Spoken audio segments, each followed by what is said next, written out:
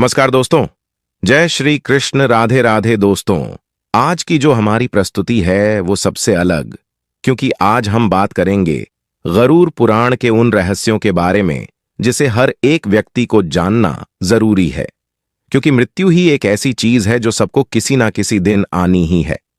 इसलिए आज हम आपको रूबरू कराने वाले हैं गरुड़ पुराण के उन रहस्यों को जो मृत्यु के बाद होता है। और मैं आपको बता दूं कि अगर आप ये वीडियो देख रहे हैं तो इसे अंत तक जरूर देखिएगा, क्योंकि यह गरुड़ पुराण की कथा है।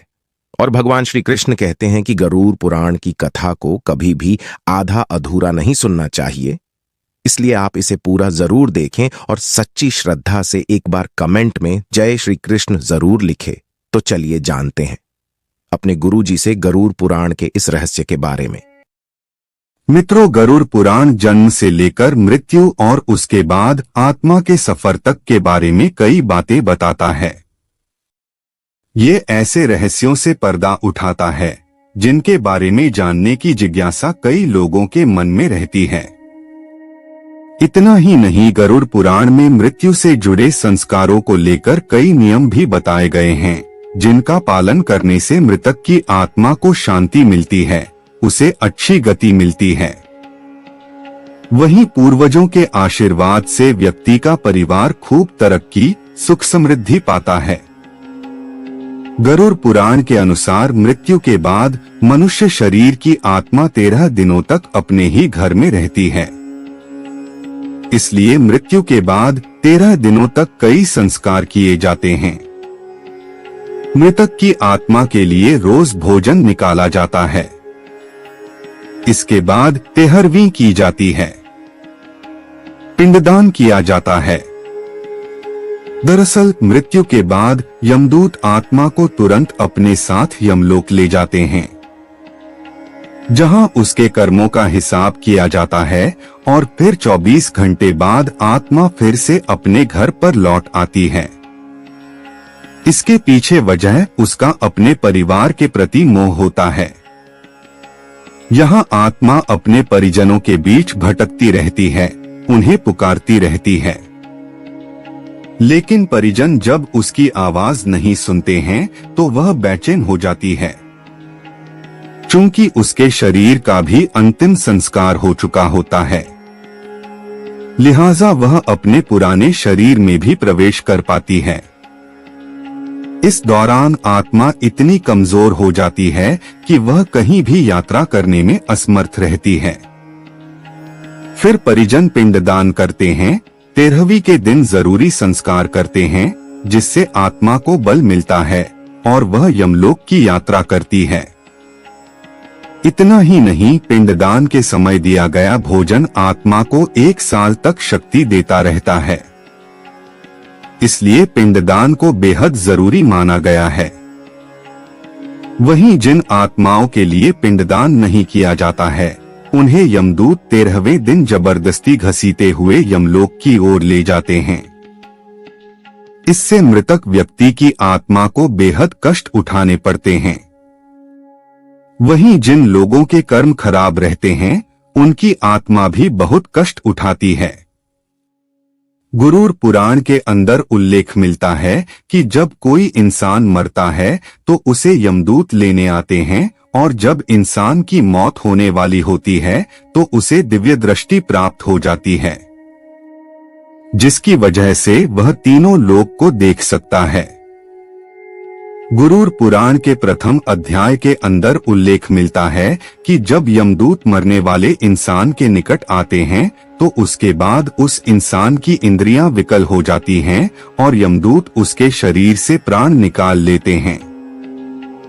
गरुड़ पुराण बताता है कि कौवे के समान काले, बड़े दांत वाले और क्रोधपूर्ण नेत्रों वाले यम के दूत जब मरने वाले इंसान के समीप आते हैं तो फिर वह डरकर मल और मूत्र त्याग देता है।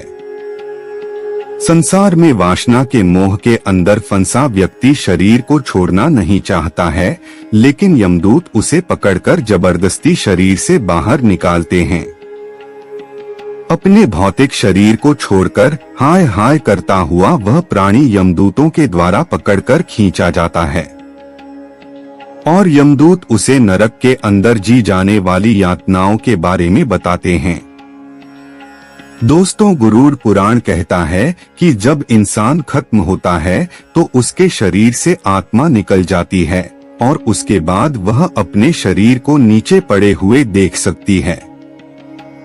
बहुत सी आत्माओं को अपने शरीर से मोह होता है तो वे वापस शरीर के अंदर प्रवेश करने की कोशिश करती हैं, लेकिन वह इसके अंदर सफल नहीं हो सकती है। उसके बाद माया मोह से बंधी हुई वह आत्मा जोर जोर से रोने बिलखने लग जाती है। गरुड़ पुराण यह कहता है कि कर्मफल का नाश सैकड़ों वर्ष बीत जाने के बाद भी नहीं होता है। यदि आत्मा को पिंडदान नहीं किया जाएगा तो उसका प्रेत शरीर कैसे बनेगा, और शरीर ही नहीं बनेगा तो वह कर्मफल कैसे भोगेगा। और जब कर्मफल ही नहीं भोग पाएगा तो उसको मनुष्य जीवन नहीं मिल पाएगा और दुखी होकर इस संसार में भटकता फिरेगा। कहने का मतलब है कि मरने के बाद 12 दिन प्रेत घर में रहता है और उसके बाद उसे एक टेम्परेरी शरीर प्राप्त हो जाता है।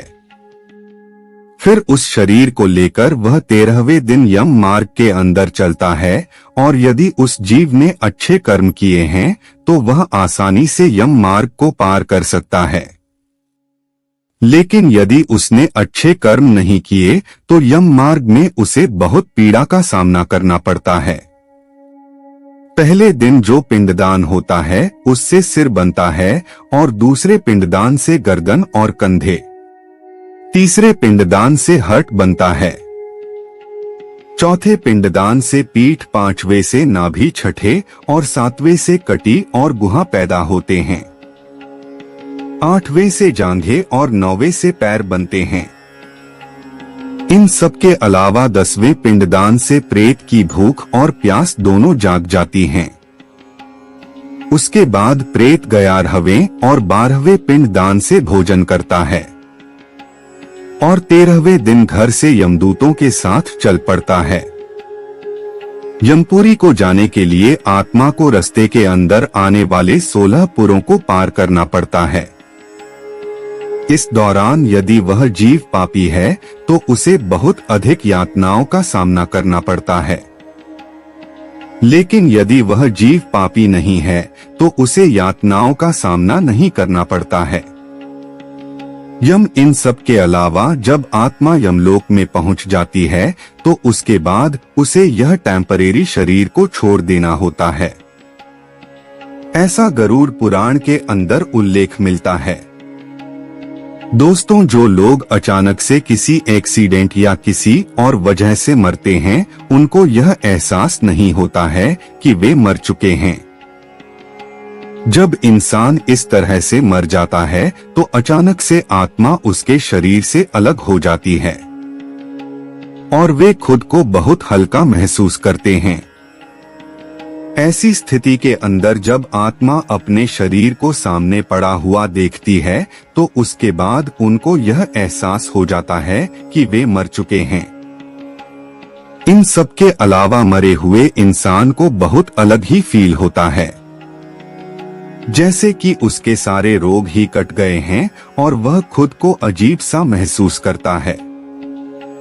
दोस्तों, यह तो आप जान ही चुके हैं कि मरने के बाद आत्मा 12 दिन तक घर में रहती है, लेकिन क्या आपको पता है कि कुछ पापी आत्माएं इन 12 दिन के अंदर ही अपने घर वालों को परेशान करने लग जाती हैं। हमारी नानी बताती है कि उनके यहाँ पर एक व्यक्ति की मौत हुई थी। मौत के 3 दिन बाद ही वह इंसान प्रेत बन गया और घर के लोगों को परेशान करने लगा। दोस्तों, उसके बाद घर वालों ने जैसे तैसे 12 दिन बिताए और फिर उस आत्मा को किसी तांत्रिक को बुलाकर जब्त करवाया।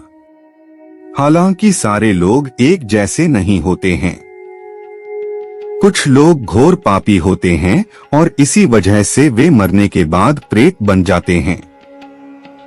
दोस्तों, जैसा कि गरुड़ पुराण के अंदर लिखा हुआ है कि किसी इंसान के मरने के बाद रोना नहीं चाहिए। रोने की वजह से आत्मा को भी कष्ट पहुंचता है।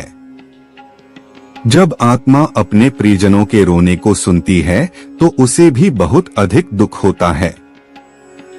यह आत्मा के विदाई का समय होता है। ऐसी स्थिति के अंदर यदि कोई रोता है तो आत्मा के मन में वैराग्य का भाव नहीं आता है, जो उसकी आगे की यात्रा के अंदर बाधक होता है। जब आत्मा अपने प्रियजनों के रुदन को देखती है तो वह भी जोर जोर से चिल्लाती है कि वह मरी नहीं है, वह यहाँ पर है। मरा तो केवल उसका शरीर है। हालांकि उसकी बात को कोई नहीं सुनता है, क्योंकि उसे कोई देख नहीं पाता है।